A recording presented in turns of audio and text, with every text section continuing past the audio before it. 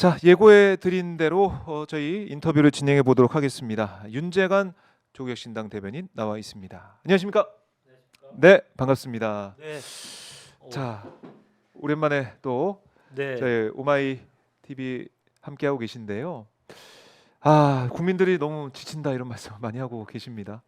이게 한 달 넘게 잠 못 자고 네. 또 밤낮 없이 뉴스를 계속 보게 되는 상황이 이어지고 있지 않습니까? 국민들께서 헌법을 정확히 아실 사실은 필요도 없고, 예. 경호처가 뭐 하는 곳인지, 네. 공조본이 어떤 것인지, 뭐 공수처가 어떤 것인지 정확하게 알지 않아도 일상생활을 살아가는데 아무 지장 없는 나라, 그런 나라를 만드는 게 가장 중요한데, 네. 이제 대한민국 국민은 헌법을 넘어서 형사소송법까지 다 그러게요. 공부를 해야 되는 상황까지 벌어졌으니 음. 얼마나 참담한 마음인지 네. 매일매일 밤낮으로 마음이 너무 무겁고요. 네. 제가 이제 청와대 근무를 하는 동안에 이제 경호처하고 같이 근무를 하는 유일한 부서인 이 의전비서관실에서 한 2년 가까이 있어서 그분들의 상황, 네. 그리고 그분들의 인적 구조, 음. 그리고 어떻게 메커니즘이 이루어지는지를 잘 알고 있어서 네. 사실 이제 오마이 TV에 오늘까지 하면 세 번째, 지난주부터 세 번째 출연을 하고 있는데, 출연할 때마다 마음이 너무 무겁습니다. 이걸 설명하는 그 자체가 그렇네요. 네, 저에게는 뭐 오마이뉴스 나올 수 있는 좋은 기회이겠지만 참담합니다. 참담하다. 네.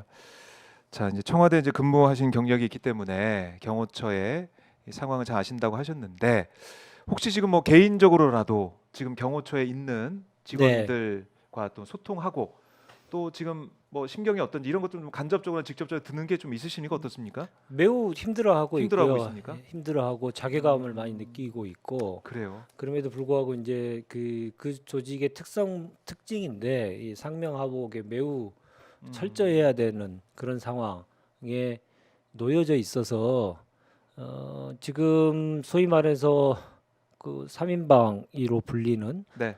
경호처장을 제외한 차장, 경호본부장, 경비본부장, 이런 이 세 사람의 이 무지막지한 지시로 인해서 네. 매우 힘들어하고 있습니다. 힘들어하고 있어요. 네, 근데 저희가 이제 항상 지적했듯이 이걸 이제 막아서면은 어쨌든 네, 특수공무집행 방해 혐의로 현행범 체포가 될 그렇죠. 수도 있고, 네, 그러면은 지금 공무원 생활하고 있는 그분들 입장에서는 나중에 불이익을 받을 수가 있잖아요. 매우 불이익을 크게 받겠죠. 그러니까요. 뭐 당장은 뭐 개인적으로 따지면 이제 특수공무집행일 경우에 아마 벌금으로 끝나지 않을 개연성이 매우 크죠. 그렇죠. 특히나 이제 치상, 사람의 그 신체적 위해를 가할 수 있는 상황이잖아요. 지난번에도 그랬고, 네. 그걸로 만약에 기소가 돼서 재판을 받으면 벌금형은 없습니다. 그러면 연금은 다 날아가는 거죠. 자기 인생의 그 후반부를 매우 비참하게 살아가야 되는 그런 상황이고, 근데 돈적으로 이제 경제적으로는 그렇지만 또 그 경호처 직원으로서의 갖는 프라이드가 엄청나게 크거든요.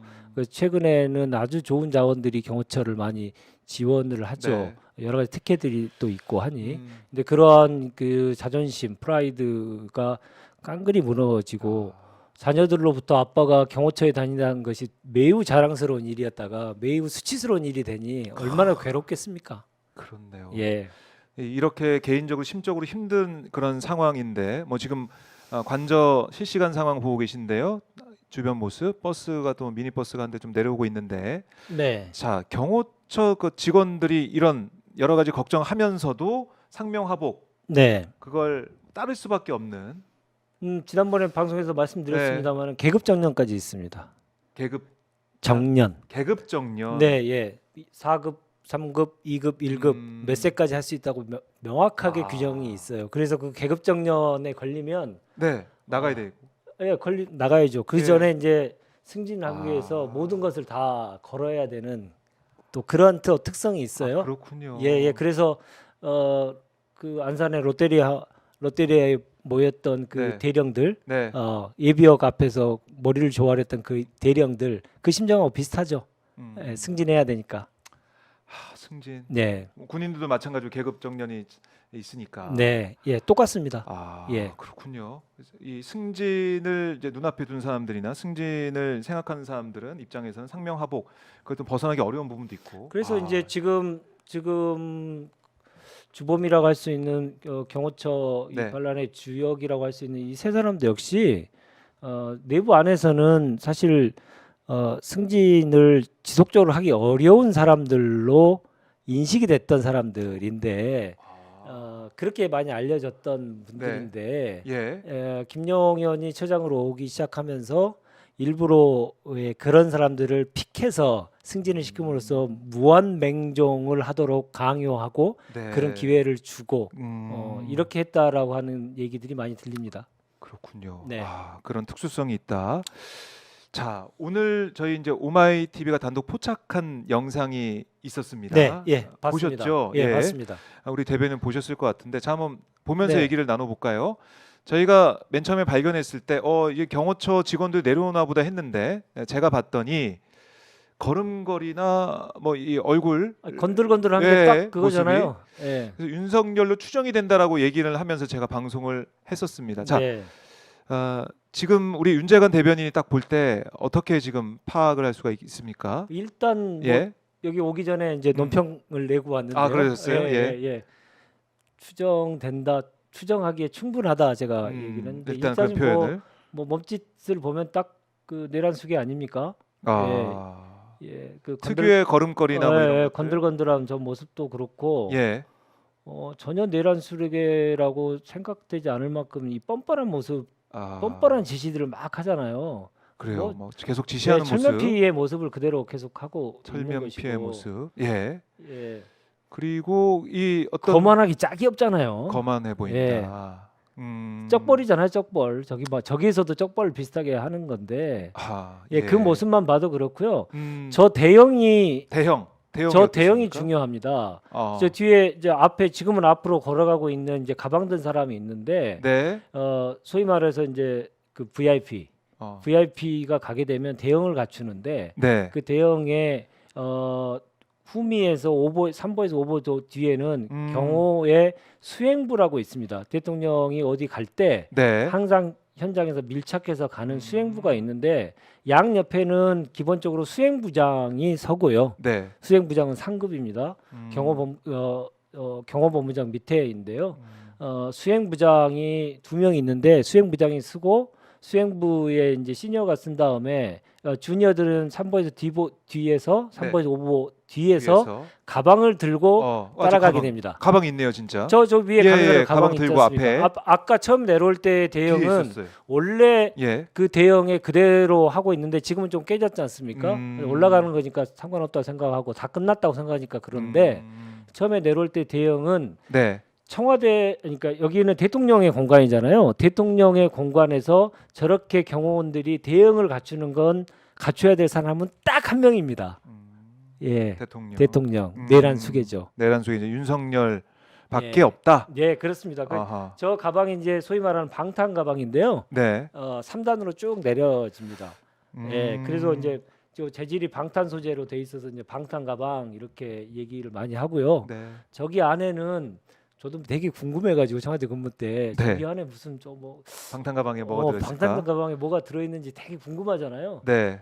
처음에는 이제 저도 뭐 총이 들어있나 개인화기 말고 조금 더 강력한 이 개인화기가 있는 거 아닌가 이런 생각을 했는데 그건 아니고요. 개인화기는 이제 총은 몸에 무조건 소지해야 되고요. 저 가방 안에는 대통령이 언제 어디서든 통신할 수 있는 국정 운영 통신망을 갖추고 있습니다. 그래요. 예. 그리고 뭐 대통령이 필요한 여러 가지 물건들 어떨 때는 보고서도 저기에다 넣는 경우도 있고요. 예. 그래서 저 가방을 들고 다니는 이유는 대통령이 계속 어딘가 위치의 변동이 계속 하잖아요. 그럴 때 혹시나 통신을 바로 해야 될 상황에 대비하기 위한 경호 수행부가 해야 될 가장 중요한 임무 중에 하나입니다. 그러니까 저 대형을 갖춰서 누군가를 경호해야 될 사람은 딱 한 명입니다. 어떤 누구도 할 수가 없는. 그 대형 보고도 우리 대변인만 알 수 있었군요. 저 대형 보고 가방 들고 있는 사람 대통령 옆에서 2명 정도 쌓고 그리고 3번에서 5번 뒤에 계속 음. 따라가는 수행부 직원이 있다는 거 딱 보는 그거 순간 보는 순간 저 윤석열일 가능성이 매우 높다 이렇게 그래요. 생각했죠. 자, 다시 한번 그 그림 한번 볼까요? 대형을 한번 보겠습니다. 맨 앞으로 좀 돌려서 준비가 되면 한번 흘려주세요. 저희가 보고 다시 한번 말씀을 드리도록 하고. 자, 왜 이렇게 모르겠습니다. 지금 이 현장이 이 공개가 되고 사실 이게 다 공개가 돼 있는 청와대와 다르게 정말 뻥 뚫려 있는 그런 공간인데 이렇게 여기까지 나왔다. 이거 일부러 그런 걸까요? 아니면 의도된 노출이겠죠. 의도의 노출이라고 보세요? 네, 당연하죠. 음. 처음에는 이제 메시지를 보내기 위해서 네, 나 그거 유튜브 보고 있다 알려주고 그 다음에는 편지고 네. 똑같은 방식으로 하면 또 좀 그러니까 화면을 통해서 나 여기 예, 있다. 예, 일부러- 도망가지 않았다. 일부러 노출하는 아. 거라고 봅니다. 자, 지금 대형 한번 볼까요? 대형이 이 대형 맞습니까? 지금 화면을 통해서 나오고 있습니다. 자, 어떻습니까? 대형.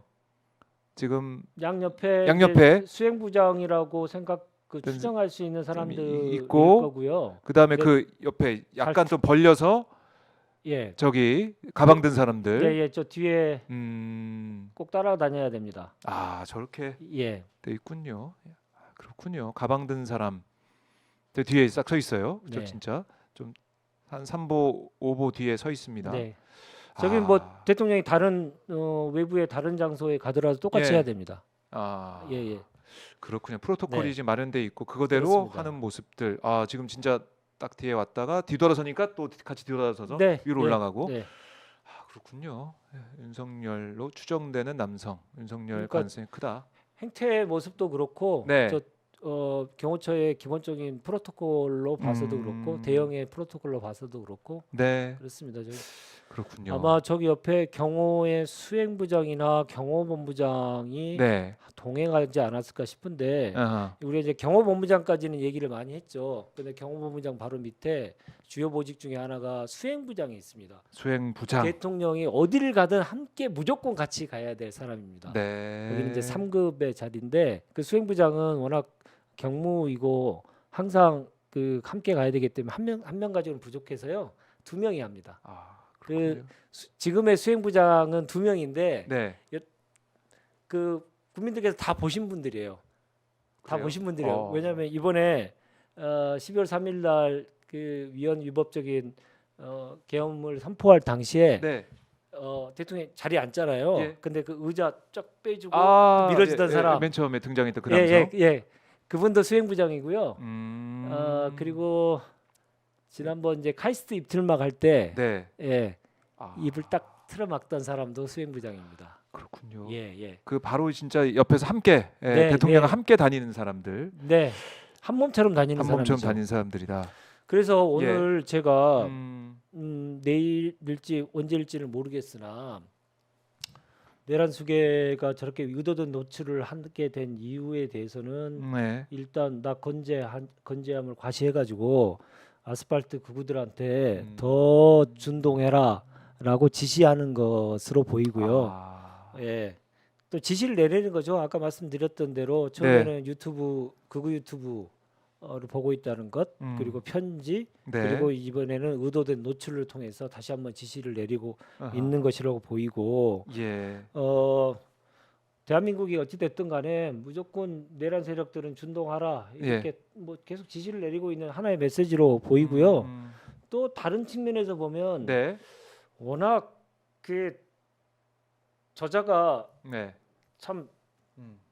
별걸 다 하는 사람들 아닙니까? 네. 예, 예. 일어나지 않는 일이 없는 사람이죠. 그러니까 우리의 상식으로는 도저히 그렇죠. 생각할 수 없는 사람인데 도주하려고 일부러 노출시키나 이런 생각도 했습니다. 아, 그러니까 나 여기 있다 해놓고 있다고 해놓고 열심히 들어오게 한 다음에 예. 본인은 도주해가지고 다른 데서 가고자 하는 그런 목적이 아닌가라는 생각이 들어서 네. 오늘 제가 논평을 하면서 이런 얘기를 했습니다. 음. 공조본, 그러니까 공수처하고 경찰은 네. 범인을 잡을 때 쓰는 여러 가지 그 위치를 추적하는 방식, 네.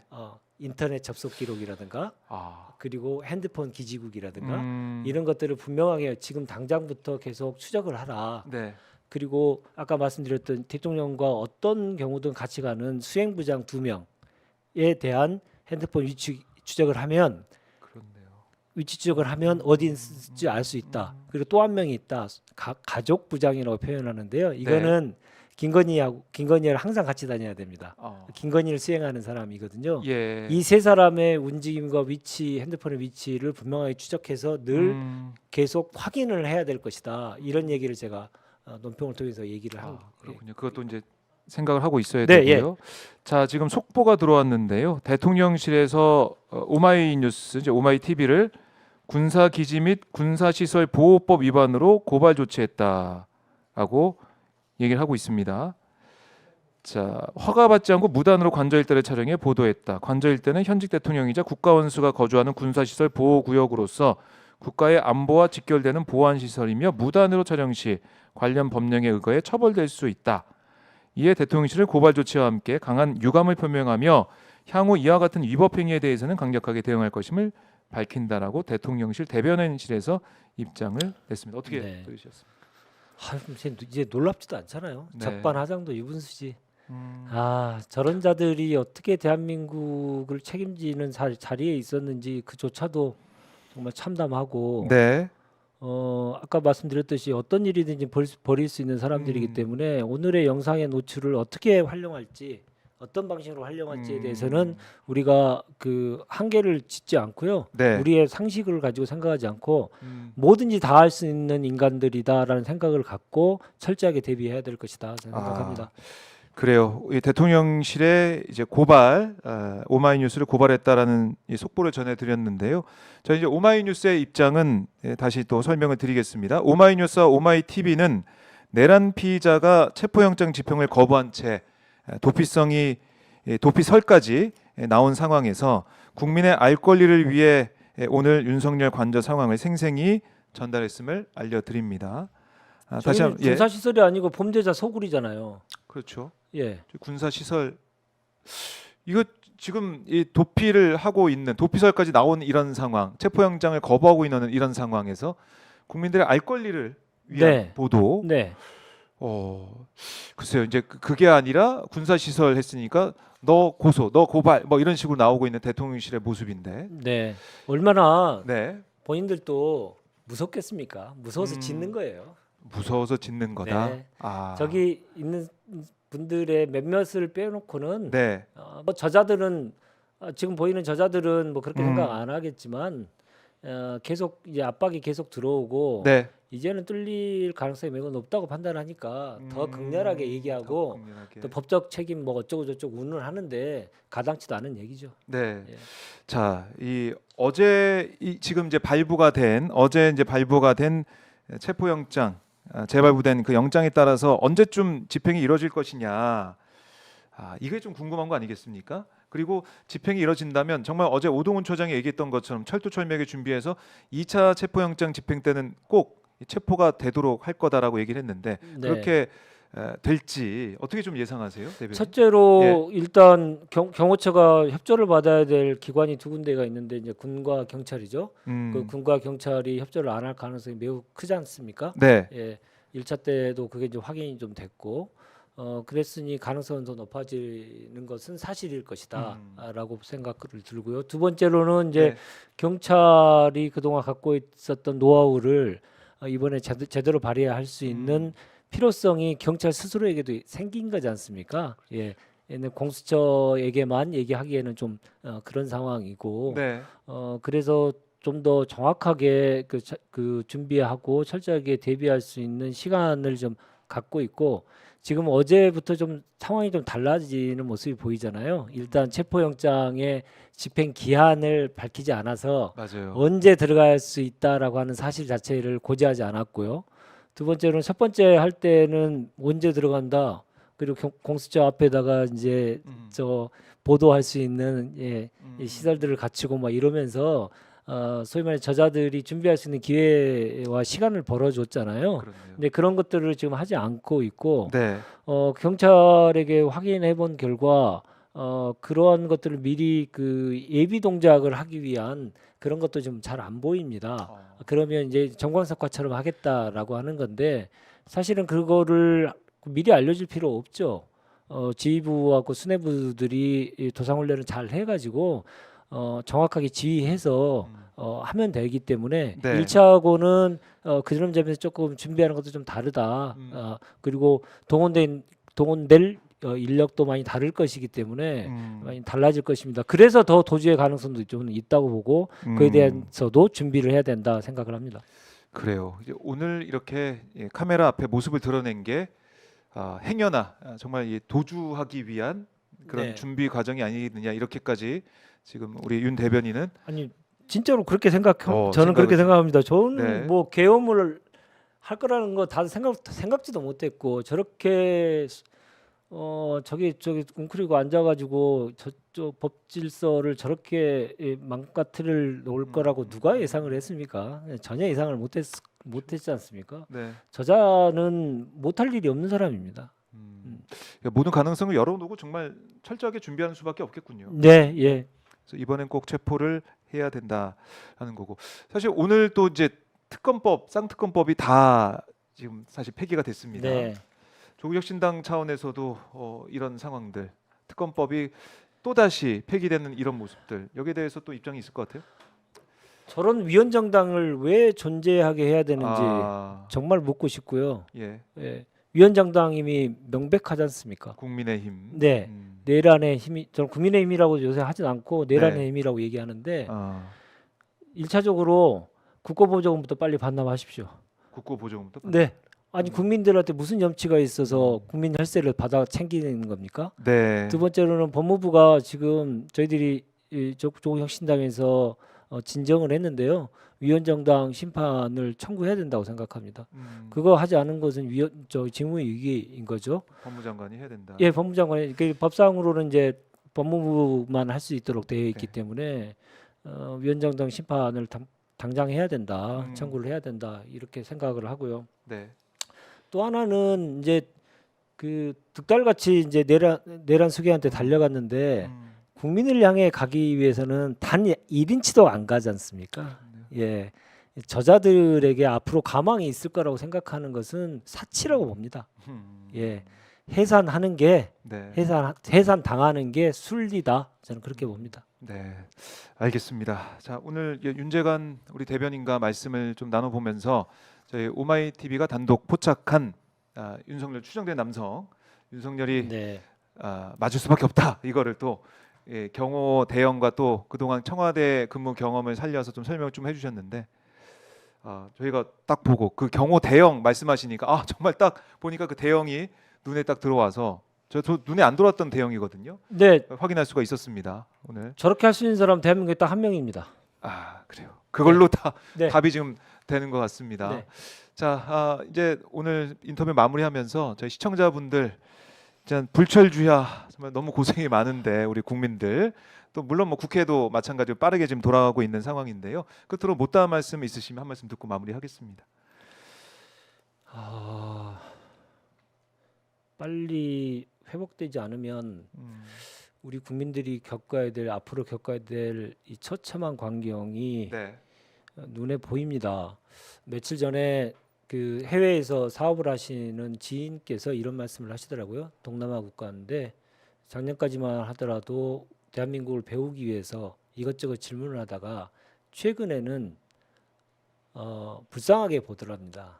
그리고 당신들과의 사업이 안정적으로 유지될 수 있는지 여부에 대해서 계속 묻고 동남아의 이 쿠데타가 일어난 군부 쿠데타가 일어난 어느 나라와 똑같이 보더라는 겁니다. 그러니까 지금 우리가 이제 계속 보고 있는 이제 외환시장, 주식시장 그리고 뭐 자영업자의 어려운 상황들 이런 상황들도 있고 또 하나는 이제 기본적으로 우리는 대외 개방 경제를 하는 나라인데 국가에 대한 기본적인 신인도가 없는 나라가 되면 그 여파는 정말 이루 말할 수 없이 커져갈 텐데 이렇게 장기간 내란 수계를 신병 확보를 하지 못하면서 네.